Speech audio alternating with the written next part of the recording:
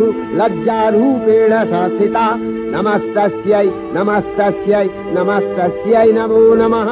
या देवी सर्वभूतेषु शान्तिरूपेण संस्थिता नमस्तस्यै नमस्तस्यै नमस्तस्यै नमो नमः।